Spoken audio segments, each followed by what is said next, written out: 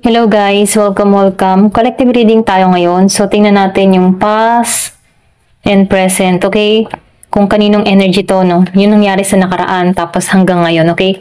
Be open-minded po, hindi po halos lahat makaka-resonate.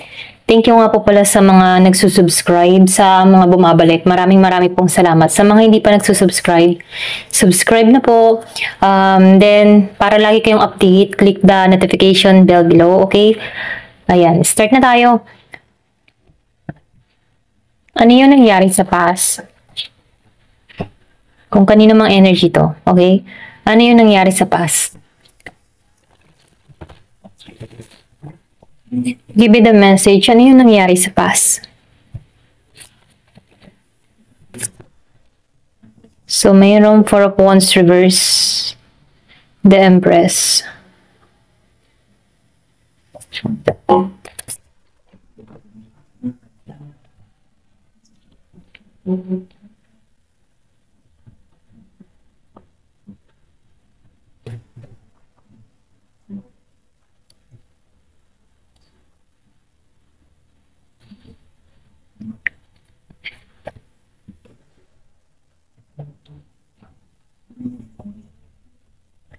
So, nakikitaan ko dito, no? Yung iba sa inyo, meron ako nakita ditong Aries, Leo, Sagittarius, okay? Lahat fire sign, okay? Yung nangyari dito, ikaw yung tipo ng tao na, alam mo yung sobrang tatag mo, hindi ka nawawalan ng pag-asa, mapangarapin ka, okay? Ginagampanan mo yung tungkulin mo bilang isang magulang kung meron kang anak, ano? At kung wala naman, ginagampan mo yung sarili mo bilang isang mabuting anak, okay? So, nakikitaan ko dito na naglakbay ka or pwede rin ng ibang bansa ka, okay? May paglalakbay kang ginawa dito para makatulong sa pamilya, okay? So, nakikitaan ko dito na may lumayo, okay? Nangarap para matustusan, okay? Yung pamilya. Ito na yung nakikita ko dito. Meron ako nakikitang Year of the Dragon. So, nakikitaan ko dito, no? Kumbaga, ikaw yung tipo ng tao na punong-puno ka ng positive energy, okay? Masayahin ka, magiliw ka. Then, marami ding humahanga sa'yo sa angkin mong ganda or sa angkin mong talino or pwede rin sa character mo, no? Nakikitaan ko dito yung strong personality mo, okay? So, nakikitaan ko dito hindi naging madali yung buhay mo, okay? Nasa iyong responsibilidad. Pwedeng breadwinner ka, okay? Kasi nakikitaan ko dito na gusto mong makamit yung pangarap mo, okay? Gusto mong, kumbaga nafe-feel ko dito may nag-ibang bansa para sa pangarap, okay? Ayan, so tingnan pa natin dito, no? Give me more information.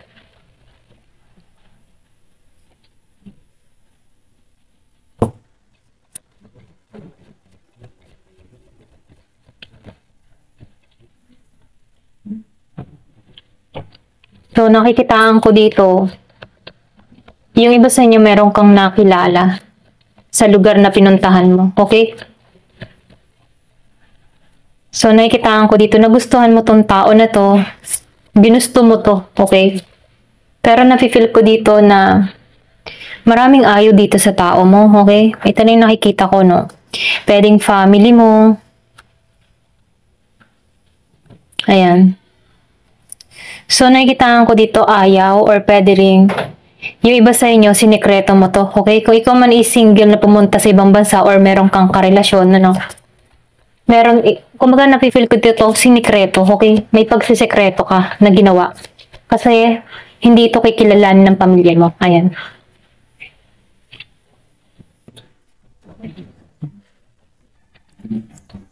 So, nakikitaan ko dito, hindi naging patas, ano? Meron ditong hindi naging patas about sa'yo. Or pwede rin sabihin meron kang nakilala ditong tao na may problema, okay? Meron na siyang issue sa katawan. Or pwede rin sabihin meron siyang sinekreto sa'yo, okay? Kumbaga, itong taong nakilala mo, merong Gemini, Aquarius, and Libra, may Scorpio, Cancer, and Pisces. may Sagittarius, okay? So, nakikitaan ko dito, itong taong nakilala mo, para bang sinasabi niya lahat ng mga problema sa'yo, pwedeng sabihin na nagkaroon ka ng gusto dito dahil sa awa, okay? Dahil sa mga problema na nangyayari dito sa taong ito. Pero nakikitaan ko dito, ikaw yung mas nagmahal dito, okay? Ito lang nakikita ko, no? Ayan. So, nakikitaan ko dito na may pagsisekreto ka na ginawa, okay? Kasi alam mo sa sarili mo na hindi to kikilalanin ng pamilya mo or hindi sila papayag sa'yo, okay? Ito lang nakikita ko. Pero ganun pa man, nakikitaan ko dito na nag-isip ka dito eh. Okay? May pagdadalawang isip kang ginawa para dito sa tao na to. Kung sasabihin mo ba o hindi, ililihim mo ba o hindi, ganyan. Okay? Kung kanino mang energy to, so, nakikitaan ko dito na nag-isip ka dito kung sasabihin ba sa family o hindi. Kasi alam mo sa sarili mo na merong hahadlang, okay? Or pwede rin involved ka rin or meron kang iniwang boyfriend, girlfriend sa Pinas, okay? Kaya may pagsisekreto kang ginawa. Or meron ditong pagsisekreto na ginawa. Kung sino man to, okay? Kung hindi man ikaw ito, pwedeng meron kang tao na involved na ganito, okay? Nagsikreto siya. Kung siya yung nag-ibang bansa, ikaw yung nasa Pinas, may pagsisekretong ginawa. Ito lang nakikita ko dito. May pagsisekretong ginawa. So, tingnan natin pa. Give me the message.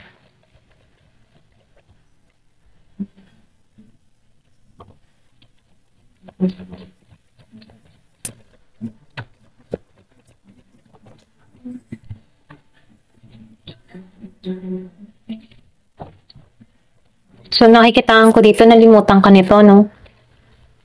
Kumbaga, naging masaya siya sa lugar na pinuntahan niya. Dahil marami siyang, alam mo yung tipo na nakukuha niya ang gusto niya, nabibili niya yung mga bagay gusto niya, tapos meron pa siyang nakakausap dito, okay? So, nakikitaan ko dito na meron ditong tao na sa pagpunta niya ng ibang bansa, nalimutan niya yung iniwan niya sa Pinas, ganun. So, merong Year of the Dragon. Malakas ang dragon, okay? Pwedeng Year of the Dragon nangyari to last year, okay?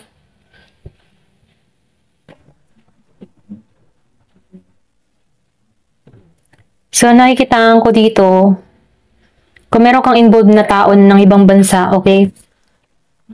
Hindi kasi nastentuhan nito kung may anak kayo nito, okay? Kumbaga, nagpaka-single to. Party doon, kasiyahan dito, okay, luho doon, luho diyan, ganyan. Nagpaka-single, para bang naging siyang single, okay? Single na lalaki, single na babae. Parang ninamnam niya yun, ano? Or kung meron kang kadiling dito na kayo pa, nung nasa Pinas, ano? Nagliwaliw, okay? Nagpaka-single siya, okay? Kung meron kayong anak nito, hindi kanya tinulungan, okay? Kumbaga, lagi sinasabing kulang ang pera, ganyan, or hindi kasya, mga ganun, no? Pero nakikitaan ko dito, nagliwaliw to, okay? In-enjoy niya. So, nakikitaan ko rin dito na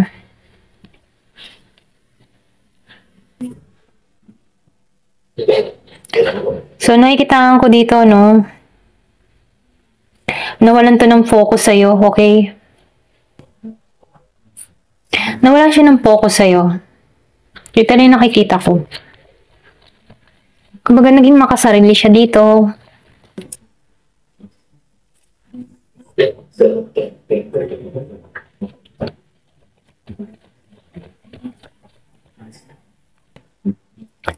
So, nafe-feel ko dito yung iba sa inyo may anak kayo nito. Ito lang yung nakikita ko, may anak kayo nito. Or pwede rin sabihin, buntis ka nung umalis ito.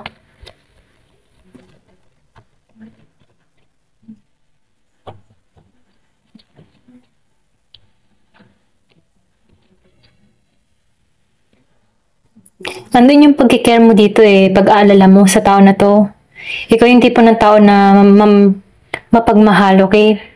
Or meron ditong taong mapagmahal, andun yung kanyang pag-aalala sa tao na to. Kasi meron nagbago. meron nagbago sa person niya dito na kung saan siya mismo nag-aalala bakit nagkakaganito, ano na kayo nangyayari sa tao niya sa doon, sa lugar na pinuntahan niya. May ganun, no? Kumbaga, nakikita ko dito na sinayang ng tao nito yung care, yung pag-aalala mo, okay? So, nakikita ko dito na may nasayang. So, nakikita ko dito, itong tao mo, nagsawalang bahala, okay? Para bang hindi niya inano yung nararamdaman mo, okay? Hindi niya kinonsider, ganun. Kung ikaw man to, no? Meron dito daw, hindi kinonsider yung nararamdaman ng person niya. Sarili niya lang yung kanyang iniisip dito. Nabaliwala, okay? Nagbago. May nagbago. Ito na nakikita ko, no? May nagbago. Give me the message.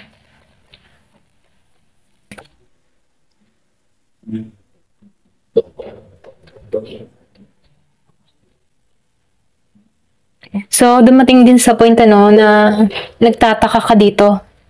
Bakit nagbabago tong tao mo? Gusto mo laging aayusin tong connection na to. Gusto mong may gusto dito na laging kakausapin yung tao niya, okay? Kasi naguguluhan siya dito bakit nagbabago yung tao niya. Ito lang nakikita ko, no? Parang gusto niya yung laging makipagkasundo kahit wala siyang ginagawang mali. Gusto niya laging aayusin yung usapan, ganun. So, tingnan natin yung nangyayari ngayon, okay? Give me the message. Ano yung present na nangyayari dito? Ano yung kinahinatnan ng connection na to? Ano yung nangyayari? Give me the message. Ano yung kinahinatnan? Kasi nakikita ko dito, meron ditong tao na gusto niya laging ayusin yung connection. Kahit wala naman siyang ginagawang mali. Gusto niya na laging update siya sa tao niya, pero tao niya dito nang baliwala sa kanya. Ito lang yung nakikita ko, no? Andun yung care mo, love mo, ganyan, kung ikaw man tong binaliwala. Give me the message. Ano yung kinahinatnan?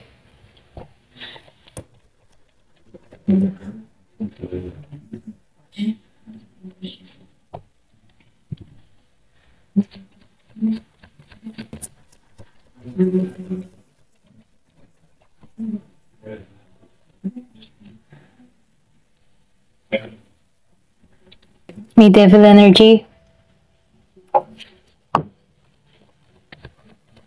So, nakikitaan ko dito, no? Meron kang tao na nagkaroon to ng yung bang bisyo. Ito na yung nakikita ko. Yung iba sa inyo, no? Para siyang nalulung or pwede rin sabihin na stuck sa sitwasyon na kinalalagyan niya.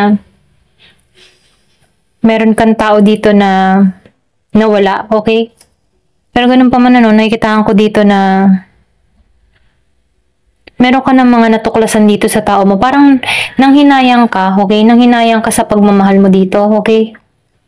Kumbaga nakikitaan ko dito sa King of Cups na para bang sobra-sobra yung pagmamahal niya sa sarili niya, okay? Sinabay ng Seven of Swords reverse. Hindi siya nagpakatotoo or pwede rin sabihin na dahil ayaw niya masaktan, gumawa siya ng kasinungalingan, may paglalay siya sa'yo na ginawa. Dahil mas mahal niya yung sarili niya, okay? Ito na nakikita ko.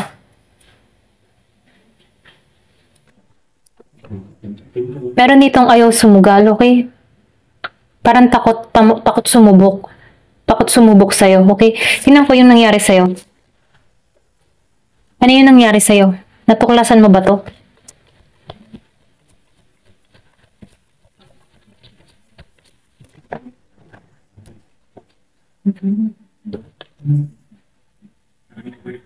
Yung iba sa'yo, hindi mo pa rin natutuklasan to, okay?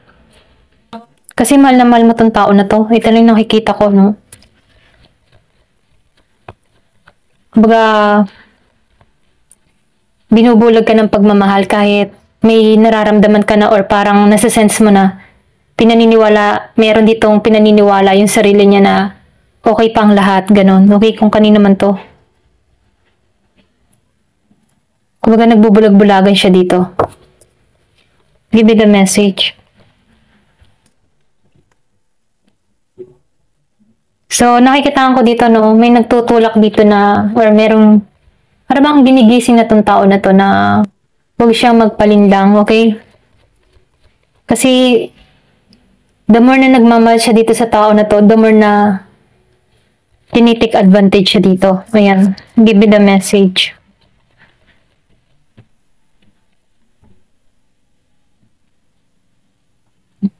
So, nakikitaan ko dito, no, tinuturuan tong maging balance ang lahat, okay?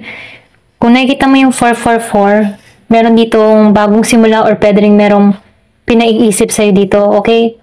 Ito lang yung nakikita ko. Para bang tinutulak to ng bagong simula para sa kanyang sarili, ganon. Or tinuturuan siya ng kaliwanagan sa sitwasyong kinakaharap niya dito, ganon. Give me more information, ano pa yung mensahe?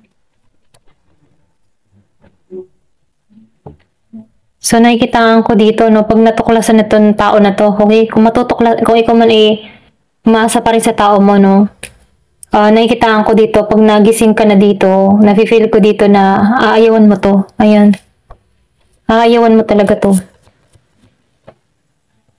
Kasi andito ka na sa power mo, may babalik mo yung confident mo, okay, mababalik mo yung katatagan mo. So, nakikitaan ko dito yung nangyayari or mangyayari sa'yo, no, magigising ka dito. Parang ginising ka, okay? Para maibalik mo yung sarili mo, okay? Yung lakas mo. Kasi dito sa pagmamahal mo dito, nasayang eh. Hindi to nagbibigay effort sa'yo. Sarili niya lang yung kanyang inuuna. Kasi meron tong mga addiction, meron siyang devil energy na grab lang ng grab. May pagka narcissistic or toxic, ano. Pero nakikitaan ko dito, na maibabalik mo yung katatagan mo dito, okay? Kung meron kang anak sa tao na to at inalisan ka nito, nahihitaan ko dito na maibabalik mo muli yung sarili mo, okay? Kasi ginigising ka dito or nagising ka na dito, okay? Ito lang yung nakikita ko. Ayan. Thank you for watching. Love and peace.